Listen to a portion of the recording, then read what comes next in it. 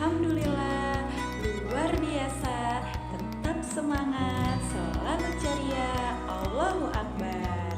Untuk tematik hari ini kita akan mempelajari muatan pembelajaran IPS, ilmu pengetahuan sosial. Nah, hari ini kita akan belajar tentang ini nih, ASEAN. Oke, apa sih itu ASEAN? Kita simak penjelasan berikut. ASEAN adalah organisasi kerjasama regional di kawasan negara Asia Tenggara atau Association of Southeast Asian Nation, dibentuk pada tanggal 8 Agustus 1967 di kota Bangkok, Thailand. Organisasi ini dibentuk oleh 5 menteri luar negeri. Siapakah 5 menteri tersebut? Yang pertama ada Adam Malik dari Indonesia. Yang kedua ada Tun Abdul Razak dari Malaysia.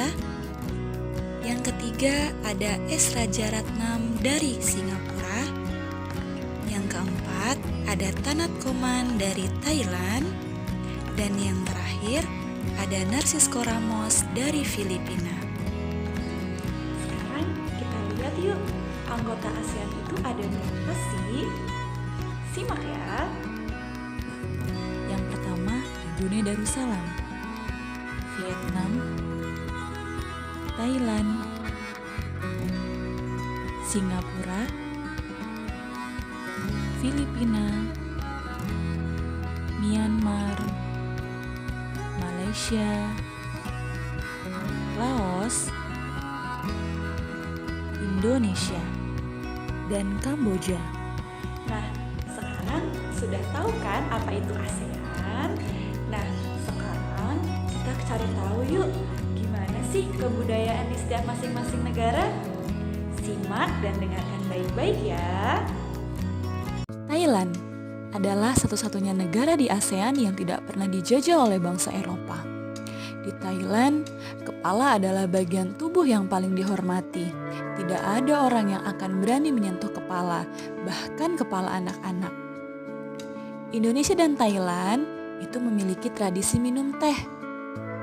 Teh yang disajikan di Thailand itu menggunakan susu dan rempah-rempah yang dinamakan Thai Iced Tea yang disajikan dalam bentuk Brunei Darussalam. Brunei Darussalam masyarakatnya mayoritas orang Melayu. Budaya Brunei itu banyak dipengaruhi oleh ajaran Islam. Sangat memperhatikan sopan santun dalam berperilaku dan bersikap. Misalnya, tidak menunjuk jari saat bercakap-cakap, melepas sepatu sebelum memasuki rumah orang lain, dan tidak berjabat tangan dengan lawan jenis. Wah, Islami sekali ya. Malaysia, negara yang memiliki Twin Tower atau gedung kembar, didiami oleh masyarakat Melayu, Cina, dan India. Kehidupan budaya di Malaysia pun banyak dipengaruhi oleh ketiga suku bangsa tersebut, misalnya dalam musik tradisional. Makanan khasnya adalah nasi lemak, dan gedung-gedung peninggalannya itu bernuansa Melayu dan Tionghoa.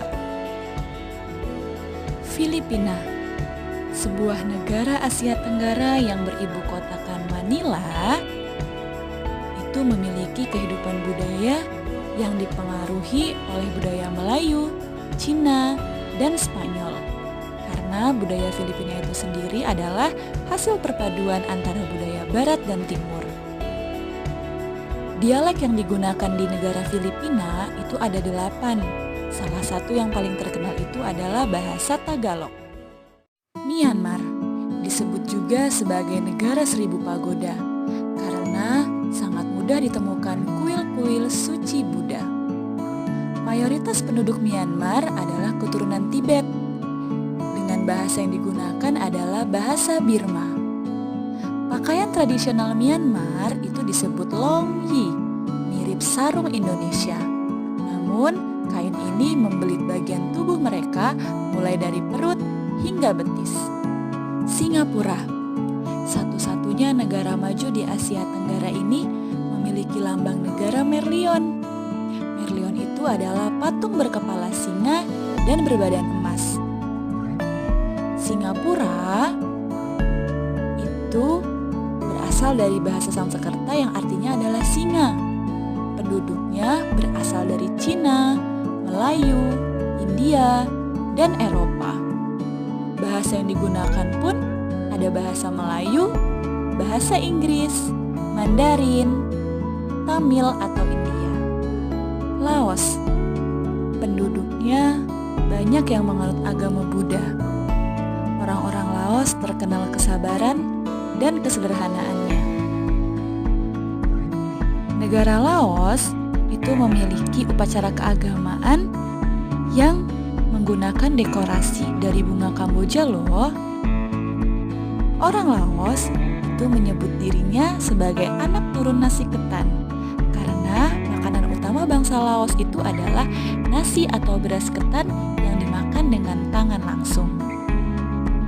Vietnam, negara yang beribu kotakan Hanoi ini memiliki salah satu permainan tradisional di sana, yaitu permainan menangkap jangkrik dengan mata tertutup, di mana anak yang berada di tengah lingkaran matanya ditutup kain, menangkap salah satu teman dan menebak namanya. Orang Vietnam gemar duduk di dingklik, yaitu kursi yang sangat Kamboja, sebuah negara yang budayanya banyak dipengaruhi oleh budaya India dan agama Buddha.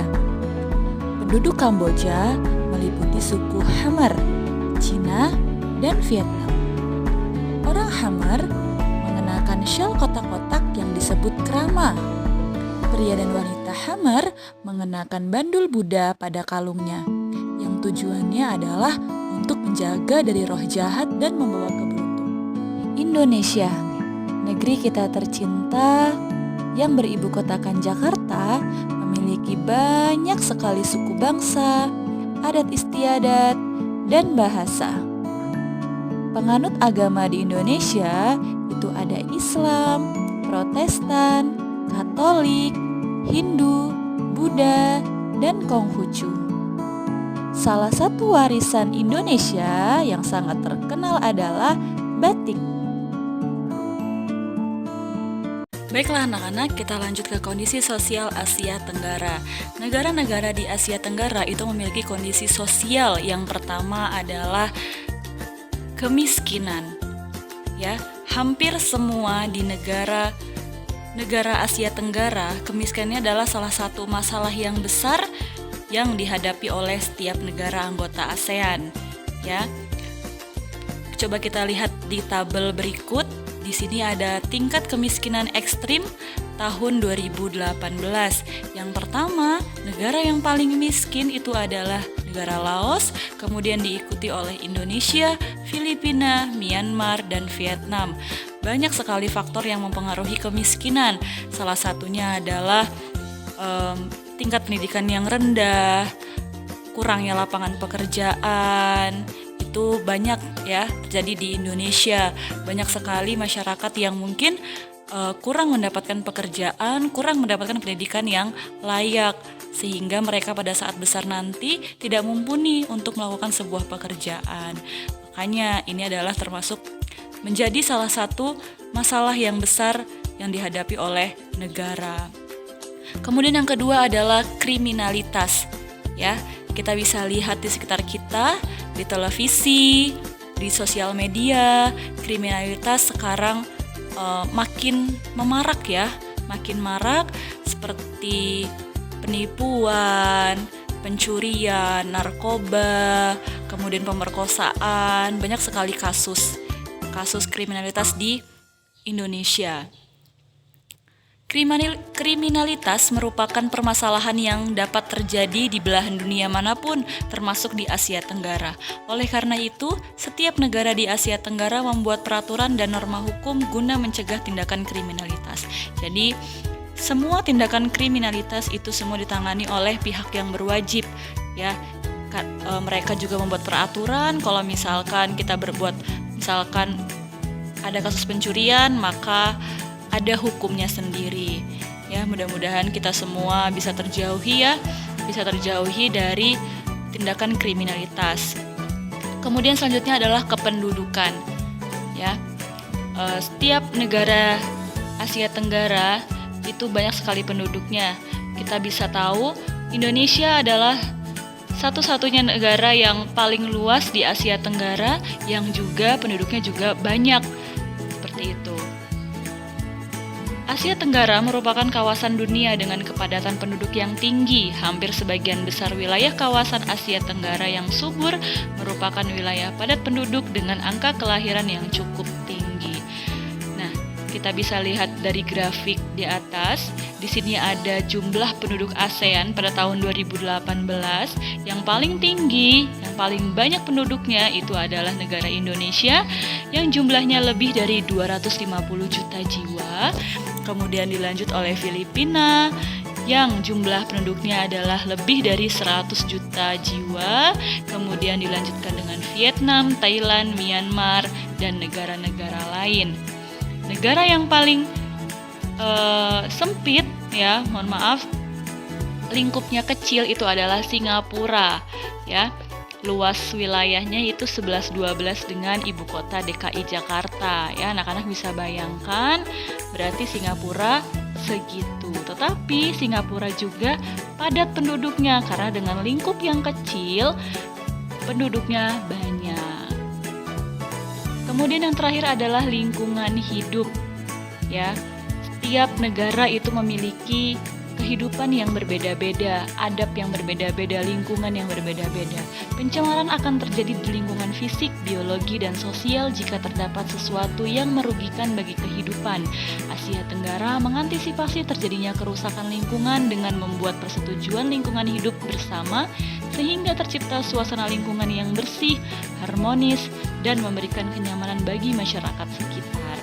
Ya, kalau misalkan kita lihat di setiap negara Asia Tenggara, yang paling bersih itu adalah negara Singapura. Kenapa? Karena Singapura ini adalah satu-satunya negara yang maju, ya, dibanding negara Asia Tenggara lainnya. Dia juga membiasakan hidup bersih dan lingkungan yang bersih.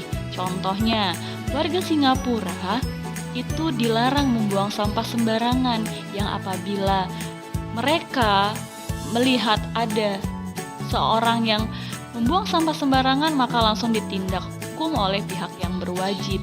Berbeda dengan negara kita Indonesia, bahkan warga Indonesia pun sengaja atau bisa jadi diam-diam untuk membuang sampah sembarangan. Tak hanya itu, anak-anak pun juga sekarang masih ringan gitu tangannya untuk membuang sampah sembarangan. Nah, untuk anak-anak yang soleh dan solihah, anak-anak ibu, untuk coba belajar, ya, membiasakan untuk membuang sampah pada tempatnya. Karena kalau misalkan nanti kita membuang sampah sembarangan dan sampah itu bisa masuk ke dalam tanah, maka tanahnya akan tercemar, susah atau sulit terurai, maka tanah yang kita pijaki sudah tidak bagus lagi, sudah tercemar dengan sampah-sampah yang kita sendiri yang melakukannya. Ya, jangan sampai seperti itu. Mudah-mudahan kita negara Indonesia bisa terciptanya lingkungan yang bersih, sehat, kemudian yang bebas dari pencemaran.